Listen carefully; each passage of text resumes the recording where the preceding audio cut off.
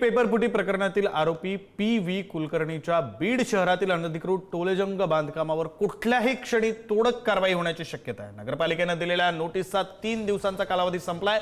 मुख्याधिकारी शैलेश खडसे यांनी या जागेची पाहणी केली। नगरपालिकेची कोणतीही परवानगी न घेता पेपरफुटीच्या पैशातून हे बांधकाम केल्याचा आरोप आहे। तसंच ओपन स्पेस आणि रस्त्याच्या जागेवर अतिक्रमण केल्याचा संशय।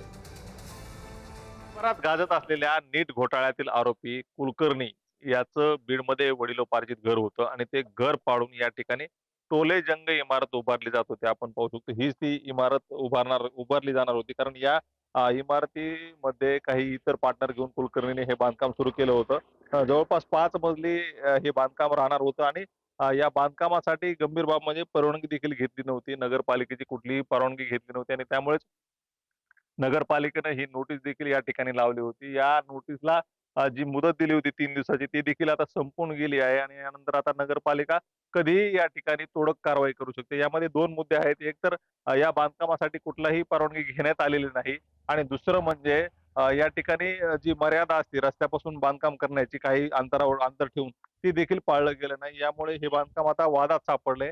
2022 मध्ये परवानगी घेतली असा दावा काही जणांनी केलाय, परंतु 2022 मध्ये परवानगी घेऊन 2026 मध्ये बांधकाम करता येत नाही। त्यासाठी नव्यानं परवानगी घेणं गरजेचं असतं, ते देखील पाळलं गेलं नाही। आपण पाहू शकतो या ठिकाणी बाजूला जे मंदिर आहे त्याचा ओपन स्पेस देखील या बांधकामात आल्याचा संशय नगरपालिकेला आहे आणि तसं जर असेल तर आता ते देखील पाहिलं जाणार आहे आणि त्याची मोजणी करून जर हे ओपन स्पेस मध्ये बांधकाम असेल तर ते पाडलं जाणार आहे। एकंदरीत नगरपालिकेने अतिशय कठोर भूमिका या बांधकामाच्या विरोधात घेतली आहे। यांना दिलेली मुदत देखील आता संपली असून आता नगर परिषदेचे जे मुख्याधिकारी आहेत CEO ते देखील कारवाईच्या तयारीत आहेत। मुदत संपल्यामुळे आता या ठिकाणी कधीही तोडक कारवाई होऊ शकते। उदय नागरगोजे, पुढारी न्यूज, बीड।